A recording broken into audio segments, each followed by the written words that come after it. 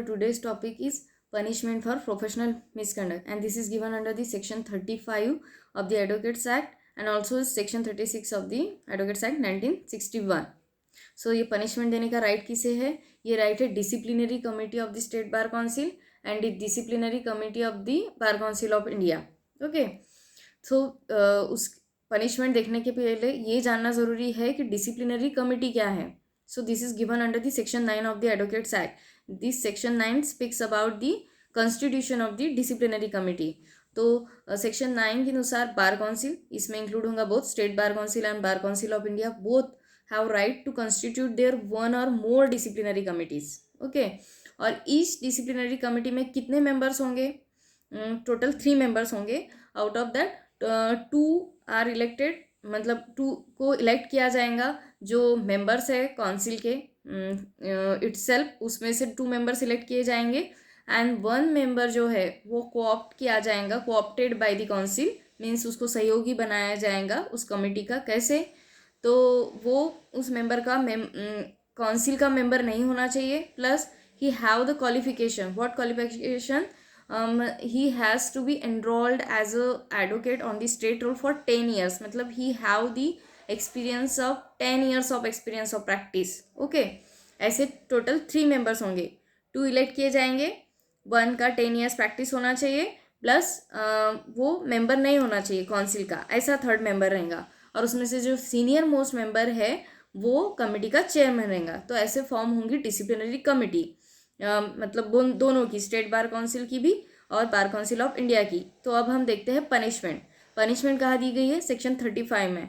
So as per section 35 सबसे पहले किसी एडवोकेट ने प्रोफेशनल मिसकंडक्ट किया है, उसकी कंप्लेन अगर स्टेट बार काउंसिल के पास जाती है या state bar council has reason to believe, मतलब ऐसे स्टेट बार काउंसिल के ध्यान में आता है कि जो एडवोकेट है वो उस स्टेट बार काउंसिल के स्टेट रोल पे एनरोल्ड है, ऐसे किसी एडवोकेट ने कोई प्रोफेशनल मिसकंडक्ट किया है या अदर मिसकंडक्ट किया है, ऐसी केस स्टेट बार काउंसिल के पास आने के बाद स्टेट बार काउंसिल सबसे पहले उसे वो मैटर रेफर करेगा उसके डिसिप्लिनरी कमेटी को. Then disciplinary committee hear that matter, concern advocate को हियर करेगा, प्लस एडवोकेट जनरल को हियर करेगा. एंड अगर डिसिप्लिनरी कमेटी को लगा कि मैटर कंटिन्यू करने जैसा नहीं है तो उसे डिसमिस किया जाएगा, और अगर कंटिन्यू करने जैसा है तो आगे की प्रोसीडिंग चलेंगी. और after due inquiry and proceeding, disciplinary committee of the state bar council can pass 3 kinds of order. Punishment की 3 तरह की पनिशमेंट दी जा सकती है. जैसे फर्स्ट, रिप्रीमांड किया जाएगा उस एडवोकेट को, कंसर्न एडवोकेट को, मतलब डांट फटकार के उसको वार्निंग दिया जाएगा कि आपने मिसकंडक्ट किया है और आगे आपको ऐसा नहीं करना है, या उसको सस्पेंड किया जाएगा from practice for particular period. और सस्पेंड करने के बाद उस एडवोकेट को राइट नहीं रहेगा किसी अथॉरिटी के सामने, किसी कोर्ट के सामने प्रैक्टिस करने का, राइट. और थर्ड तरह की पनिशमेंट क्या है? उसका नाम रिमूव किया जाएगा, his name is remove from the state roll. Okay, उसका जो स्टेट रोल है बार काउंसिल का, स्टेट बार काउंसिल का, उसके रोल पर से उसका नाम रिमूव किया जाएगा. ये थर्ड तरह की पनिशमेंट. पर कौन से केस में किस तरह की पनिशमेंट दी जाएंगी, it depends on the facts of each case. Okay, ये अब हमने देखा स्टेट बार काउंसिल के डिसिप्लिनरी कमेटी को पनिशमेंट देने का राइट ये दिया था सेक्शन 35 में. Same right bar council of India के डिसिप्लिनरी कमेटी को है, पर वो कहाँ है? सेक्शन 36 में दिया है. तो डिफरेंस वाला पॉइंट क्या है इसमें? बार काउंसिल के पास किस तरह की केस चलेंगी?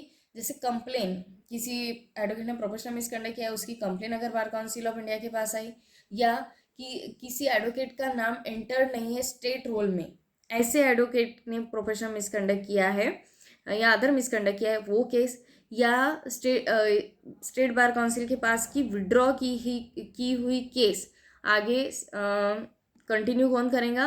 बार काउंसिल ऑफ इंडिया की डिसिप्लिनरी कमेटी. ओके, तो डिफरेंस वाले पॉइंट क्या है? जिसका नाम स्टेट रोल पे एनरोल नहीं है ऐसे एडवोकेट की केस चलेंगी, प्लस विड्रॉ की वाली केस, और वो कंप्लेन वाली केस तो है ही. ओके, तो ऐसी केसेस, ऐसी कंप्लेंट्स जब state bar council of India के डिसिप्लिनरी कमेटी के पास आती है तो सेम प्रोसीजर फॉलो करना है disciplinary committee of bar council को भी, जैसे स्टेट बार काउंसिल की थी. हियर करेंगे उसमें बार काउंसिल ऑफ इंडिया की डिसिप्लिनरी कमेटी उस मैटर को और सेम तरह की पनिशमेंट दी जाएंगी, जैसे रिप्रीमैंड किया जाएगा या remove the name from the state roll या सस्पेंड किया जाएगा। सेम जो 35 में दी थी, सेम पनिशमेंट देने का राइट भी किसे है? बार काउंसिल ऑफ इंडिया की डिसिप्लिनरी कमेटी को है। और यहाँ हियर किसे करेंगे? कंसर्न एडवोकेट को भी हियर करेंगे, करना है। और प्लस एडवोकेट जनरल को के जगह यहाँ अटॉर्नी जनरल को हियरिंग की जाएंगी उसकी। Okay, so that is the difference. ये रही पनिशमेंट।